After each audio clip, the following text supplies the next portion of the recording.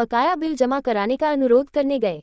संविदा कर्मियों के साथ हुई अभद्रता के मामले में भागवत प्रवक्ता ने अपने द्वारा बोले गए शब्दों को वापस लेते हुए क्षमा मांगी है। भागवत प्रवक्ता श्री हरि सुरेश आचार्य का कहना है कि वह एकादशी पर स्नान ध्यान कर पूजा अर्चना कर रहे थे। तभी तेज आवाज के साथ गेट को खटखटाने की आवाज आने लगी। जब उन्होंने गेट खोला तो दो युवक अपने आप को विद्युत संविदा कर्मी बताते हुए 4 माह का बिल न जमा करने का हवाला देते हुए कनेक्शन काटने की धमकी देने लगे। उन्होंने बताया कि वह बकाया बिल जमा कर चुके हैं। बावजूद इसके उक्त विद्युत कर्मी वीडियो बनाने लगे, क्योंकि पूजा में व्यवधान उत्पन्न हो रहा था। इसके कारण उन्होंने उत्तेजित होकर मोबाइल छीन लिया, लेकिन जब वह मोबाइल वापस करने लगे तो विद्युत कर्मी उन्हें मोबाइल तोड़ने के लिए उत्तेजित करने लगे, क्योंकि अभी हाल ही में उनके नौजवान बच्चे की मौत हुई है। इसके कारण उनकी मानसिक स्थिति ठीक नहीं है।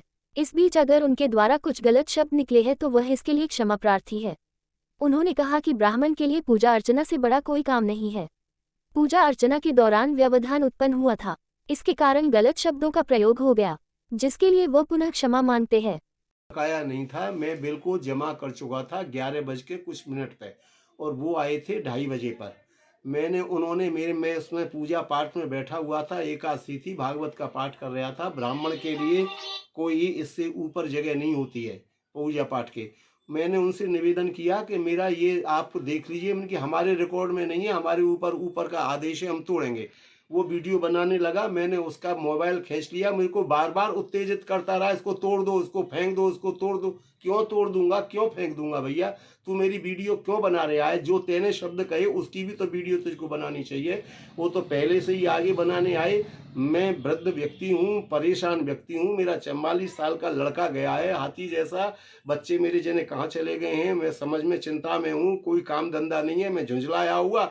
मैंने कोई गाली गलौज कर दी तो मैं उसके लिए माफ़ी मांगता हूँ। भाई मेरी गलती हो गई, मेरी अवस्था है, मेरा शरीर है, मेरी मजबूरी है। किसी की मजबूरी भी तो देखिए।